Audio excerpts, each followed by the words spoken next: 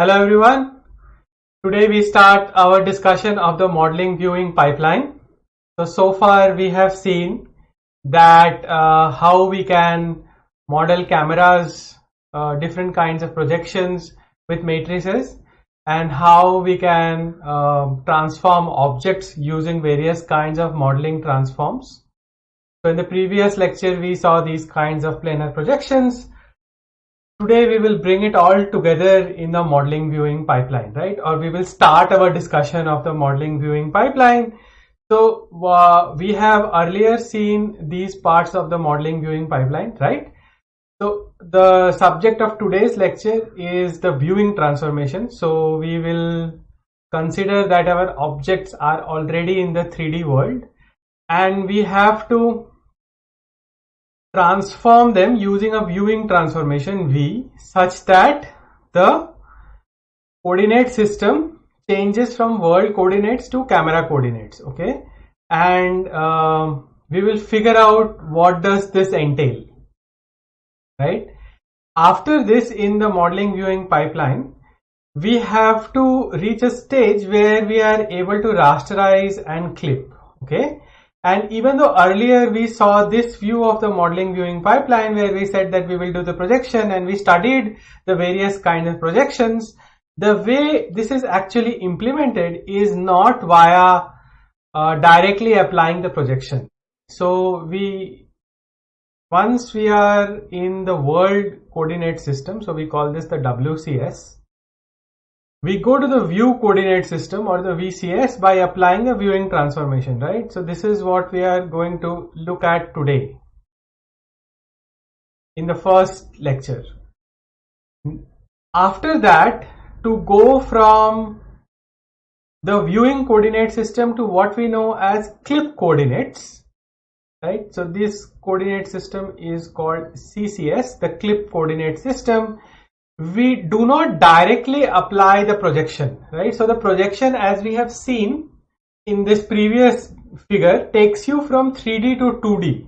Now that has a few disadvantages. It forces us to do clipping in 2D because after you are in 2D, you have lost all your 3D information. Visibility is difficult to determine, or is sometimes you might determine visibility incorrectly if you are in 2D. So it is better to figure out visibility in 3D. In fact, if you project everything to 2D and you drop the Z coordinate in the process, assuming that your objects are separated in the Z direction, then you do not even have enough information to resolve visibility, right? So by visibility, I mean which object is behind which other object and is therefore occluded. So therefore, we will apply our projection in a manner such that we land up in a coordinate system where determining visibility is easy and where clipping is also easy. Okay, so this is the second part of the modeling viewing pipeline that we will look at. And this is sort of the final part. So we will look at 2 and 3 in one lecture, and we will look at the first part in another lecture, right? So we have various names for this coordinate system. As I was saying, we call the world coordinate system WCS, then the view coordinate system, then the clip coordinate system, then the normalized device coordinate system NDCS, and the device coordinate system or DCS. Okay, now going through this sequence of transformation has also got another advantage, and that advantage is that up to this point in the modeling viewing pipeline, you are independent of any device. Okay, so what that means is whether you are on your laptop or you are on your desktop or you are on your mobile phone, it does not matter. Your modeling viewing pipeline executes in exactly the same manner, right?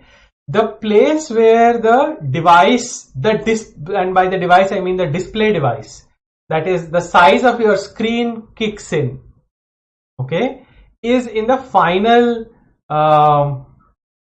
is in the final device coordinate system. So this is your screen device, screen or window, right? So you're drawing in a window or you're drawing on the entire screen. So this is what gets in the factor of the size of the viewing area, right, that is available to you. And that influences only the DCS, that is the last stage of the modeling viewing pipeline. Okay, it does not sort of interfere with anything else. So I got the spelling of device independent wrong, so let me just finish this. Okay, so device independent part of the modeling viewing pipeline. Okay, so we will see how we implement the modeling viewing pipeline in sort of these parts 1, 2, 3. Let us start with 1. Okay, given the world coordinate system and the objects in the world coordinate system, we already know the axis of the world coordinate system, that is x, y and z. We are also given in the WCS the position of the camera. So we know that we have placed the camera in the world somewhere. So let us say that you have positioned a camera here, and the camera is facing in this direction. Okay, so we are given the position of the camera center or the eye in the world coordinate system, because this is the only coordinate system we know at this point. We are given the look at point. So look at point is the point at which the camera is supposed to be looking. Okay, so A is a look at point, and then this vector from E to A is known as the view direction or the look at direction, or it is also known as the look at vector. Okay, we are also given what is known as the up vector. So now the up vector is our generic sense of which direction is up for the camera. Okay, so if you have a camera that you are holding upright, for example, let us say this is a camera and this is your hand, then this direction might be the up direction. Now if you turn the camera such that the camera looks like this, and this is your hand, then the up direction might be that. Right, so you have rotated the camera like this. Now if you rotate the camera further like that, which we sometimes do, and you hold the camera like this to take a picture, then that is the up vector, right? So the up vector is telling you what is the up for the camera. Okay, now we usually do not worry about this, and we give the up vector as the y direction mostly. So it does not matter, but for the purpose of our derivation of the viewing transformation, we will assume that v up can be any vector that is generally giving you the up direction for the camera. Okay, and this is also specified in the world coordinate system. We need a little bit more information to work with, and that information is the size of the image. Okay, and to set up the size of the image, what we say is that we have these two clipping planes. Okay, the first is the near plane and the second is the far clipping plane, right? The near clipping plane is located at a distance n from the eye along the view direction. Okay, so actually I should measure this distance along the view direction. So let us say this distance here is n, right? And then you have the far clipping plane, which is located at a distance f along the view direction.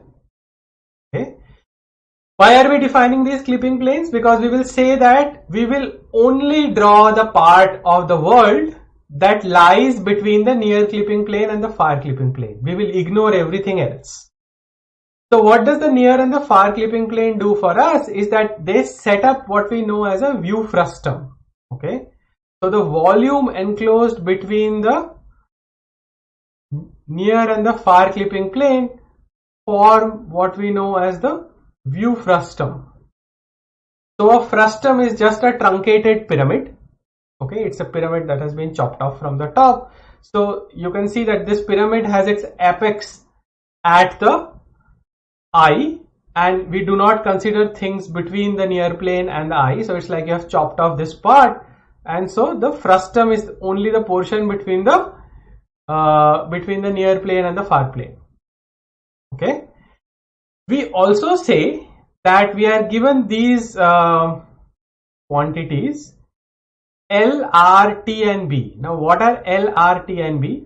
So assume that the view vector or the look at vector hits the near plane at a particular point. Okay. Now if this is the point of intersection of the near plane and the look at vector, then this length is L, that length is R, this length is T, and this length is B. Okay. Since these lengths are specified on the near plane, we say that the extents of the near plane, right, are given to us in the VCS. Okay. Also the distance of the near and the far clipping plane, that is N and F, are given to us in the VCS. So this might sound a bit funny because we haven't even set up the VCS yet. Okay. But notice that we know the view vector. Okay. We know the viewing direction or the look at vector. So we are measuring distances along this direction from the point E, which we can always do, which is N and F, that give us the near plane and the far plane. And the moment we set up the near plane, we have this point of intersection and we have to measure L, R, T and B. Okay. Now in what direction do you measure L, R, T and B? It's not clear yet, because for that you need the other two axes of the VCS. Yes. So we will set up the other two axes of the VCS, and then you can have the exact extents of the near plane. Okay. So how do you set up the axis of the VCS? We say that the n axis of the view coordinate system is in the opposite direction of the vector EA. Okay. And this is just a matter of convention. So remember that this is just a matter of convention here. We could have chosen the n vector to be in the same direction as the vector EA. We are just choosing to have it in the opposite direction. And the reason I am taking this convention is because this is the convention that is there inside OpenGL. We will see at a later lecture on ray tracing that we can very well choose the opposite convention, have n in that direction, and things still work out. Okay, you will get slightly different matrices, but that's about it. Okay, so this is the n vector. Then the u vector is given as v up cross n. Okay, so v up cross n will give you a vector that is perpendicular to the plane of v up and n. So that is the u vector. And the third vector of the coordinate system, that is v, is n cross u. Right? Why did we not choose v up itself as the third vector? Because when we asked the user to give v up as input, we did not say that v up was perpendicular to n, or v up has to be perpendicular to n. You can ask that of the user, but that is very difficult for the user to give as input, because you have just now said that the n vector is defined by EA, right? By figuring out the direction that is opposite to EA. So E is some point where your camera is centered. A is the point that you are looking at. Now you have to figure out a vector that is if you say that give me a vector that is perpendicular to this as V up, that is unnecessarily taxing the application programmer. Okay, so we say that just give us a vector that is generally in the direction up, that you think is up. Okay, and we will do the rest. So what is the rest that we do? We first figure out U, that is perpendicular to the plane of V up and N, and then we take the cross product of N and U to get V. Okay, now U, V and N form our VCS. Okay, so to set up the VCS coordinate system, right, or the view coordinate system, we only need to specify the position of the eye, the position of the look at point, and the position and the up direction of the up vector. The moment you do this, you can set up the VCS, and then you can give LRTB. So from the point of intersection, measure L in this direction, measure R in that direction, and this is parallel to the U vector, and measure T in that direction and B in this direction, and this is parallel to the V vector on the plane, right? And this gives you the size or the extents of the near plane. So once you fix the size of the near plane, okay, because the direction of because the distance of N and F is fixed, the size of the far plane is also fixed, right? The size or the extents of the far plane is also fixed, and you have your entire view frustum specified. Okay, so I hope that is clear. Now moving on, what do we have to do? We have our WCS. So we have our WCS, which has our usual X, Y and Z axis. We have our VCS, where now we have the U, V and N axis. Okay, we have to figure out a transformation that will take us from WCS to VCS. So how should we do this? The viewing transformation should have some desirable properties. It should map the x-axis to the u-axis, it should map the y-axis to the v-axis, and it should map the z-axis to the n-axis. Okay. Moreover, it should map the origin of the WCS, which is this point here, to the I, which is E. Okay. So we have to figure out a transformation that does all this. Now if you just think about this for a little while, what kind of transformation is this going to be, right? You have seen various kinds of transformation. You have seen a linear transformation, you have seen affine transformation, you have seen rigid transformations, you have seen scaling, shears, rotations, translations, reflections and so on, right? So try to think at this point, like pause the video and try to think if you can reason it out. What kind of transformation will allow you to do all these things? Okay, right. Then you can come back and we can continue our discussion. That consider a point P. Okay, this point is out there in the world. The coordinates of this point in WCS is given by some XYZ. Okay. The coordinates of this point in VCS is given by some ABC. Right? Then, what do we want to do? We can write that the coordinates of the point P in WCS is equal to this matrix, which is formed by the three basis vectors of the UVN coordinate system times the coordinates of P in the VCS plus the coordinates of the IE. And you might wonder why we can write this right from, how did I fish out this equation from thin air? So this is extremely simple, and once I show you how this came into being, this will be like obvious. So all we used here to fish out this equation out of thin air is vector addition and nothing else. Okay, so consider the vector OP. So OP is this vector.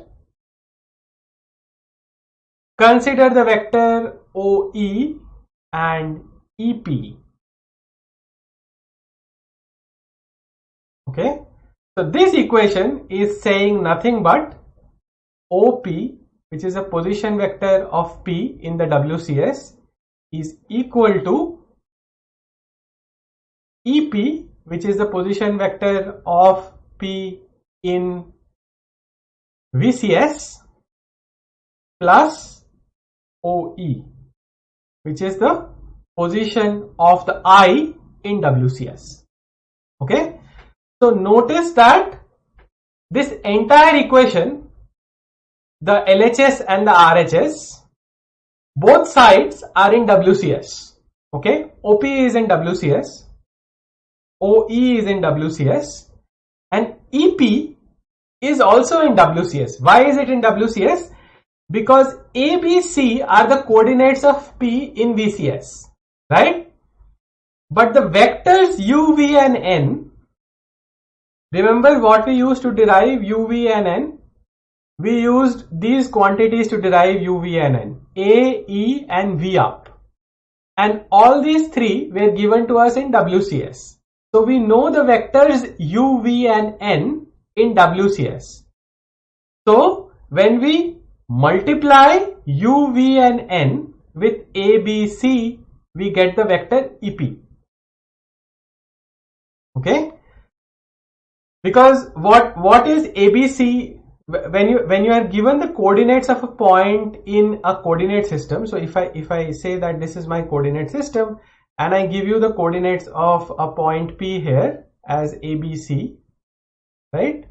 Then all I am saying is that if this is U, this is V, this is N, then I can write this vector, right? So let me say that, so this is the point E for us.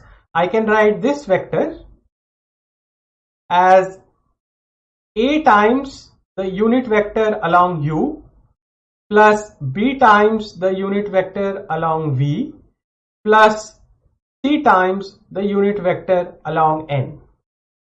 Okay, so that is all I did. This is how you get that part.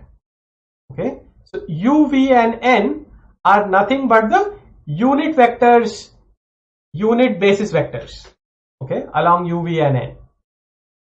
Okay, so that gives you this equation. Now this U, V and N, remember that they are vectors.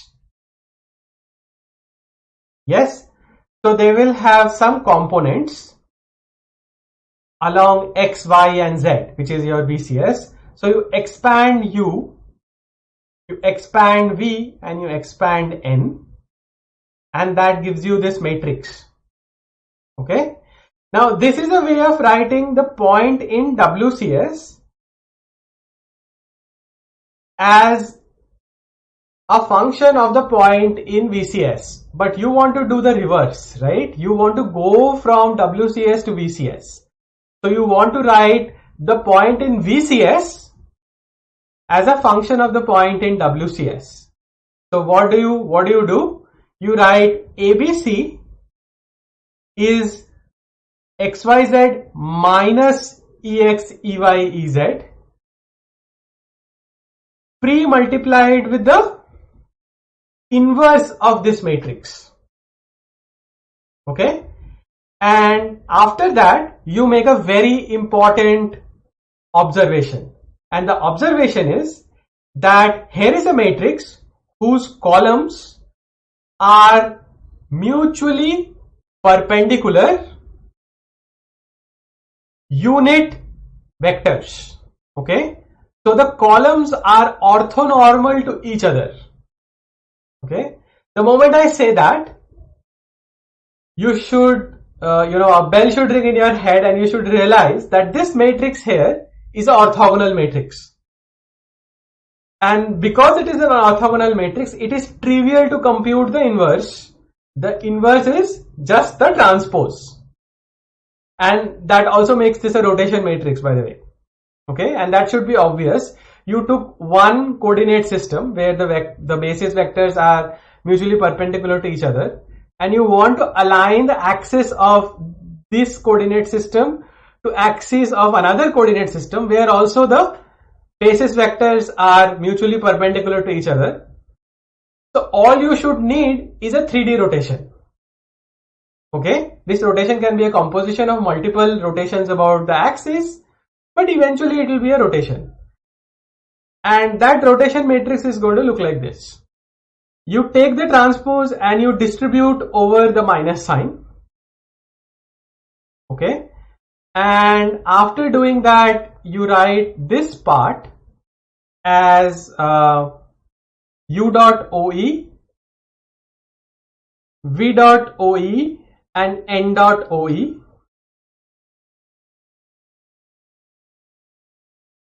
And you write the first part as u dot OP, v dot OP, n dot OP. Then u dot OE, v dot OE, n dot OE is, I'm going to write that in shorthand as EX prime, EY prime, EZ prime. And for u dot OP, v dot OP, n dot OP, we are just going to take out the coordinates of P separately as X, Y, Z. And the U, V, N are going to show up as this 3 cross 3 of this homogeneous matrix. Okay, so did you see what we did? We have a rotation being applied. So this is the rotation. So we have a rotation being applied and we have a translation being applied. Okay, so because of this matrix product here, this matrix is going to go and multiply with that offset right there. We are absorbing the entire multiplied product into a separate translation. So we are calling this our translation. So we can write the entire matrix as a homogeneous matrix, right? So where this is the rotation part and this is the translation part. So now it should be very clear to you what kind of matrix this is. This matrix AWV, which takes you from WCS to VCS, is nothing but a combination of a rotation and a translation. And the reason for that should be obvious. The rotation is to align the coordinate axis. The translation is to move the origin from the origin of the WCS to the I.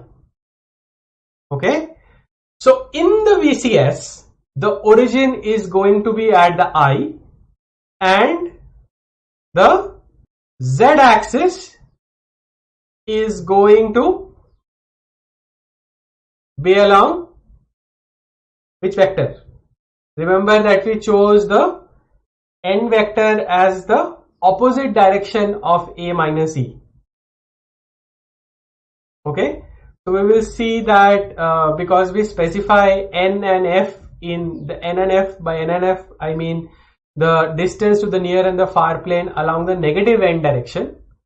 So our camera is going to sit with the camera center at the origin and look down the negative n axis. So that is the VCS that we reach by applying this transformation. There is a simple command in GLM called lookat that just takes as input the I, the lookat point and the up vector, and it will construct for you this matrix and return it as a 4 cross 4 matrix to you. So this matrix is known as the view matrix.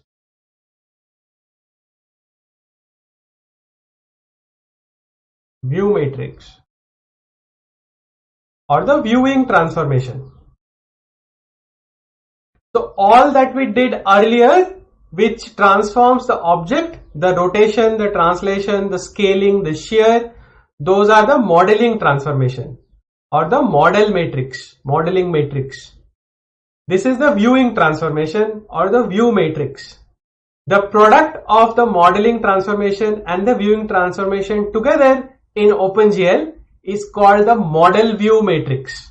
Okay, so if you ever hear this term, the model view matrix, it is nothing but the product of the modeling matrix and the viewing matrix. And you should always remember the order in which this is going to apply. You will have the object to which you will multiply the modeling transform, to which you will apply the viewing transform. Okay, so remember the order in which things multiply. So here you are in model coordinates. Okay, once you multiply with M, you are in the WCS, and when you multiply with AWV, right, or the viewing transform, then you are in VCS. Okay, and now we are ready to move further down the modeling viewing pipeline, and we will continue that discussion from the next lecture onwards. Thank you.